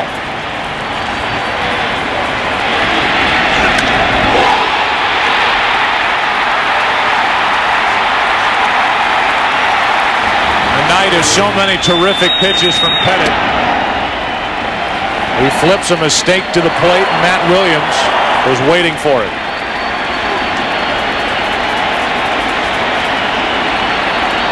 Damian Miller now with 2 out, nobody on, the 0-1. 0-2. Getting ready to say prior to that pitch to Matt Williams, they went out to check on Pettit to see if he was okay after he was hit. And the ball back up the middle by Batista. Miller strikes out. They had Ramiro Mendoza ready in the bullpen with a right-handed Williams coming up. They stayed with Pettit. And Matt Williams took him out of the park. With that, Randy Johnson and the Arizona Diamondbacks have a 4-0 lead as we go to the 8th. Our game summary brought to you by Pepsi. The 3-run bottom of the 7th inning on the home run by Matt Williams, his 3rd in World Series play. Matchup of Randy Johnson, Andy Pettit, so good for Johnson and Pettit into the 7th inning. When it fell apart on the home run by Matt Williams, and Batista at the bottom of that list has been a big contributor here tonight for Arizona. So big that he's finished for the night, and Steve Finley takes over in center field. Adding to the defense behind Randy Johnson as Spencer takes a strike.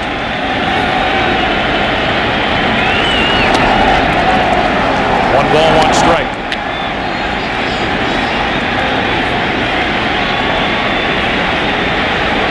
Soriano and Brocious will follow. On the inside corner, strike 2.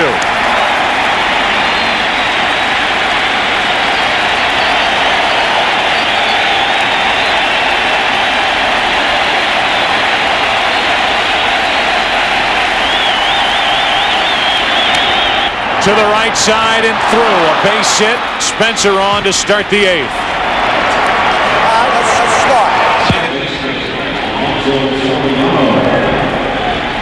A clunker by Shane Spencer. Jam with the slider, and he fights it off between first and second. Only the 3rd Yankee base runner of the night.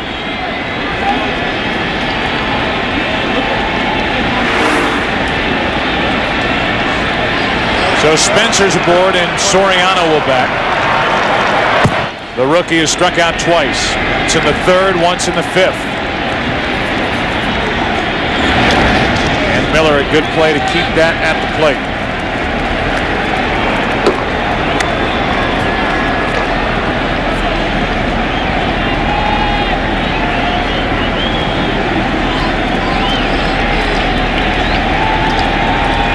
Got a look at Young-Hun Kim getting loose for Arizona out in their bullpen. In case the Yankees start putting together a rally here in the 8th. 1 ball, 1 strike on Soriano. But as you see with Soriano fouling the ball off the other way, that's a good sign for Bob Brenly. Scott Brosius on deck. Soriano still can't catch up to the fastball. Only 92 pitches thrown by Randy Johnson, which is nothing for him. Base hit Soriano, and the Yankees have put their first 2 on here in the 8th.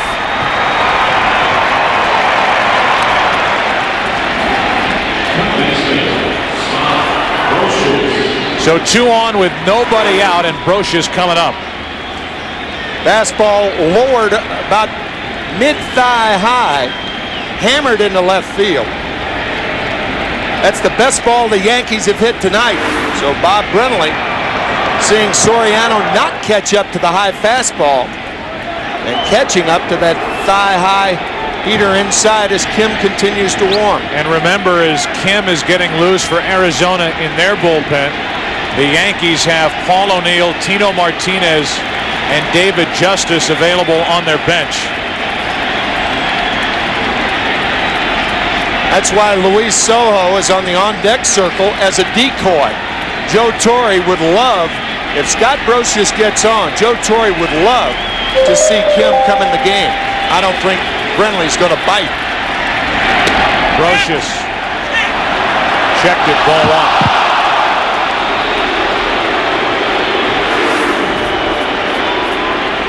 1. Sweeping slider, he held up. A leadoff hit by Spencer, followed by a hit by Soriano.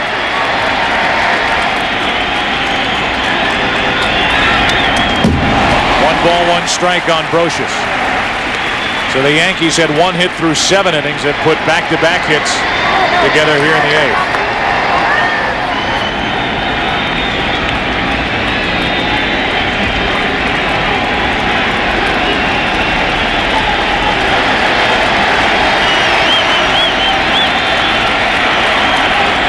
For the first time, the Yankees have 2 on in 1 inning. Off the end of the bat right side, and that will get out of play for strike 2. Randy Johnson, a pitcher that takes a lot of pride in not only starting, but also stopping his games. 79 complete games for his career.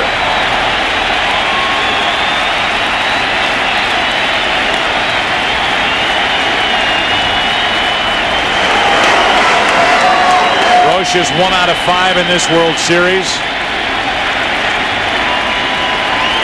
A .391 career hitter in World Series play coming into last night's game. Set up here at 1 ball and 2 strikes.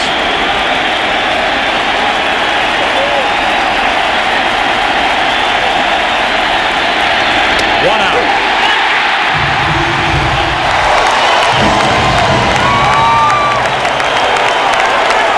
Lisa Johnson applauding her husband as Scott Brosius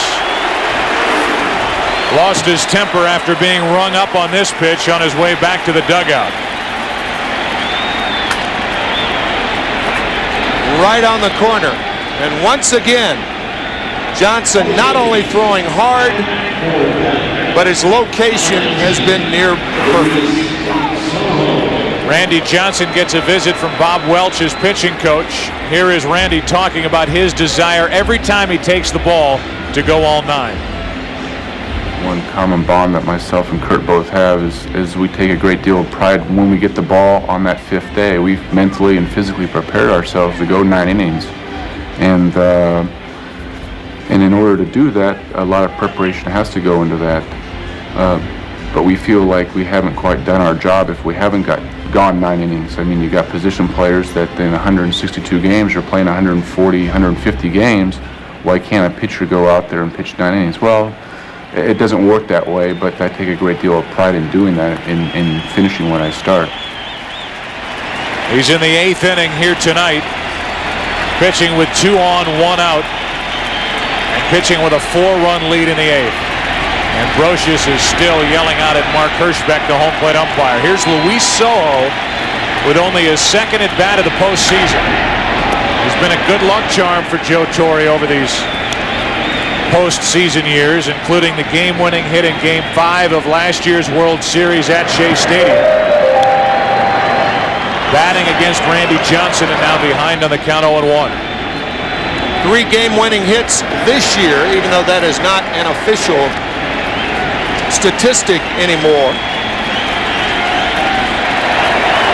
Sojo does not usually get around on a hard slider or fastball like he did pulling that ball toward the Diamondback dugout. Luis Sojo is up for the second time in this postseason. You go back to last year, the Game 5 in the end World Series winning hit.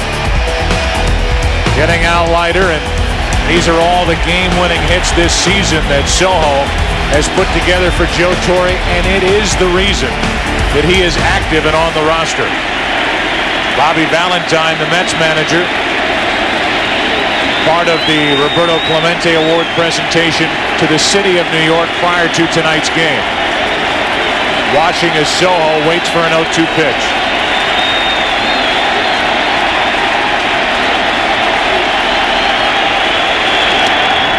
For Luis, only his 13th at bat since the 17th of August. He had 11 at bats down the stretch from the 17th of August on. Hit 165. He's a career 167 hitter against Randy Johnson. To the left side, Williams. Counsell, inning over.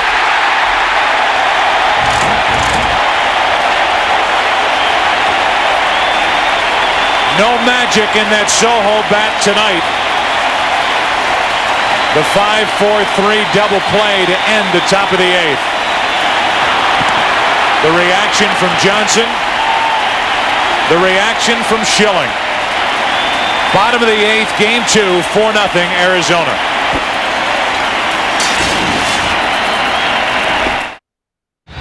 Randy Johnson first up here in the bottom of the 8th inning. We just heard from Randy Johnson about his desire to finish every game he starts. For reassurance, his manager Bob Brenly, after the top of this 8th, had this question for him. You want to finish this one? Yeah. Atta baby. Go up there and get us a knock. Come on. He's first up. As if he didn't know the answer. Mike Stanton takes over for the Yankees here in the bottom of the 8th. Stanton worked in last night's game. Pitched one perfect inning. So far this postseason, not a lot of work. A record of 1-0. Johnson 0 for 2 at the plate.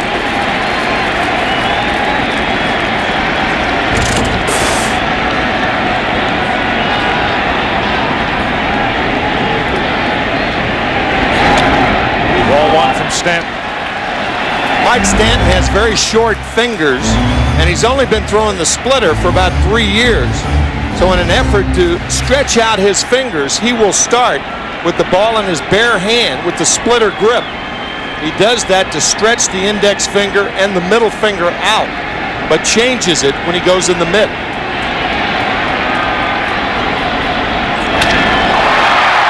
Johnson puts it in play. 1 out. And Randy Johnson ought to get a nice ovation heading back to the dugout after that ground out, the first out here in the bottom of the 8th.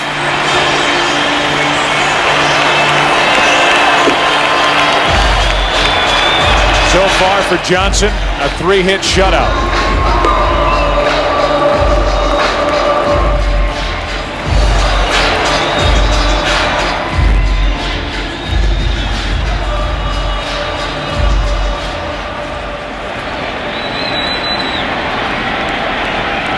One out, here's Womack.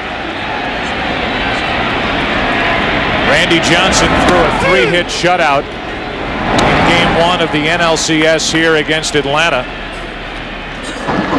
And he has 8 in his career. That's during the regular season. So add one more in this postseason, a 3-hit shutout against Atlanta. He will take that with him back to the mound in the 9th inning. 1 ball, 1 strike to Womack.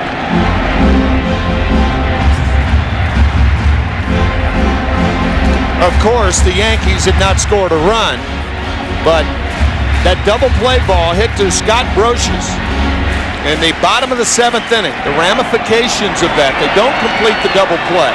And then Batista's ball off Andy Pettitte. You don't know what is going to happen if he's pitching from the windup.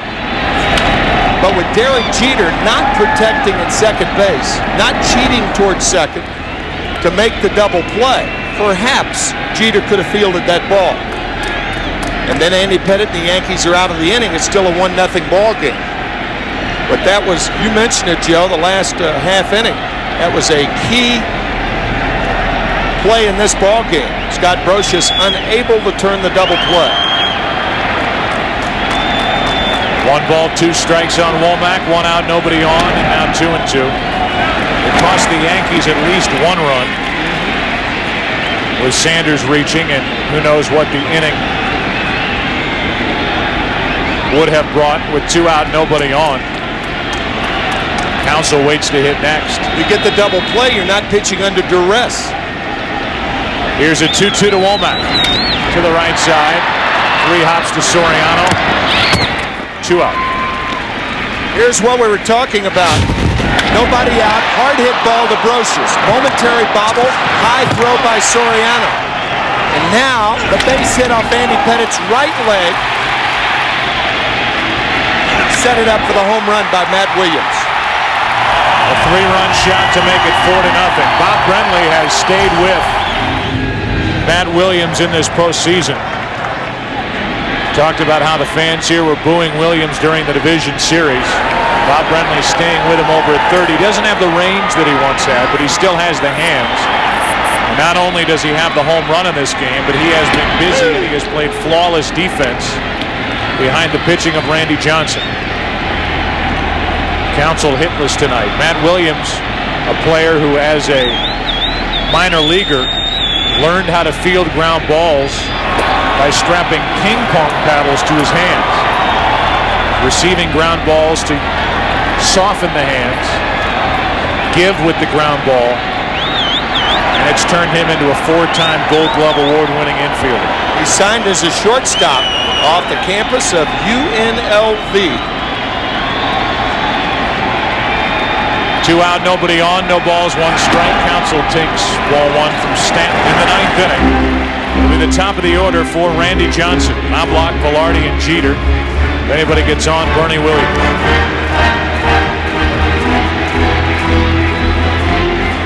By the way, with a home run, Matt Williams becomes the first player to hit a home run in the World Series with 3 different teams.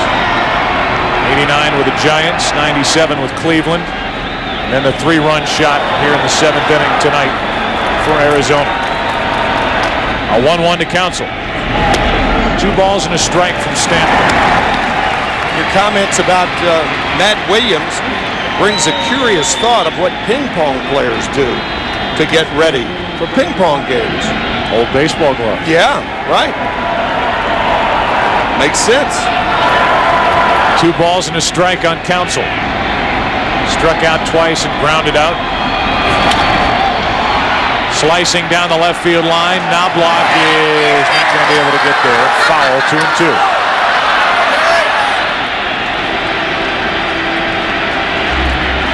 First time we've called Knobloch's name all night. Bernie Williams hasn't made a catch in center. And Spencer has not made a catch in right. The Game 3 starters, Brian Anderson and Roger Clemens. First start in the World Series for Brian Anderson, but he was busy for Cleveland back in '97 in the World Series against Florida. That's Game 3 of the World Series Tuesday at 8 Eastern, 5 Pacific here on Fox.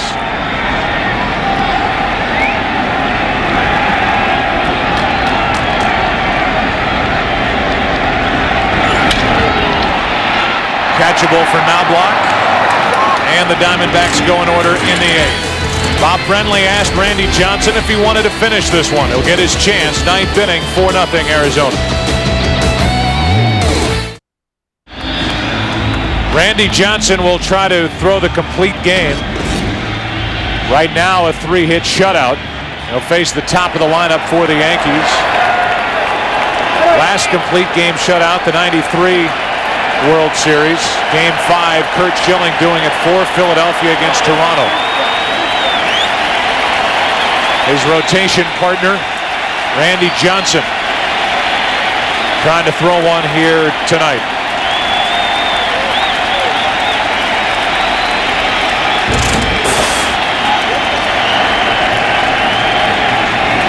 Knobloch is 0 for 3 with a strikeout.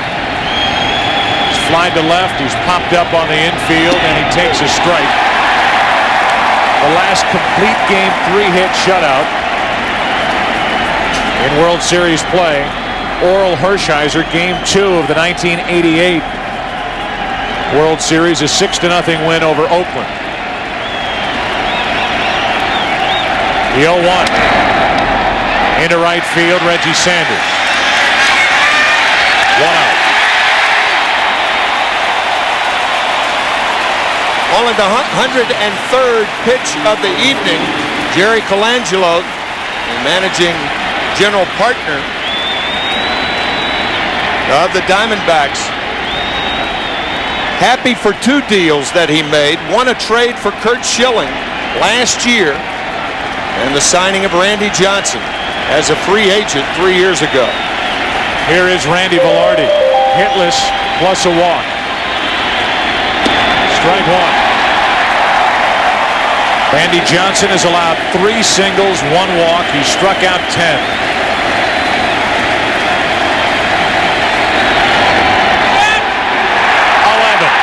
Two out.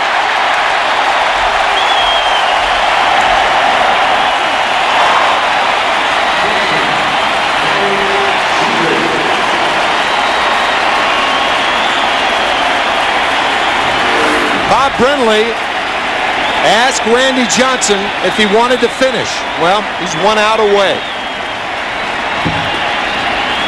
Velarde in the lineup because of his success in years gone by against Johnson. 0 for 3. Curt Schilling and Randy Johnson, when they're not pitching, always sitting side by side in the Diamondbacks dugout. Schilling won last night with 7 strong innings. Randy Johnson 1 out away from a 3-hit shutout in game 2. Derek Jeter.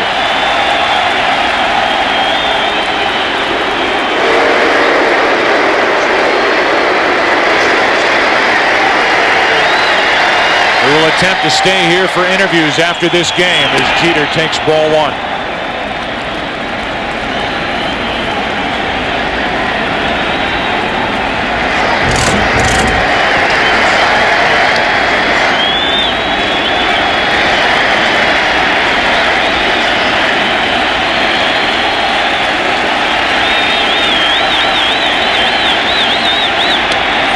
Two and 0. The Yankees, winners of 38 American League pennants, winners of 26 World Championships, 3 in a row, 4 of the last 5, taking on the Diamondbacks, a franchise in their 4th year of existence, but anchored by a tandem of Schilling and Johnson that some compare to Drysdale and Koufax.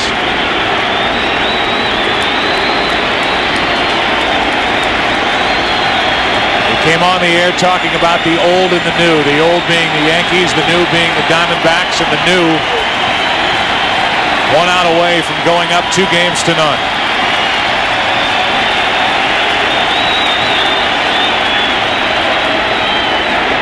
The ball gets loose on the playing field, so Johnson steps off. Randy Johnson, you have to believe, is asking himself, how many more chances will I have? His first World Series at age 38.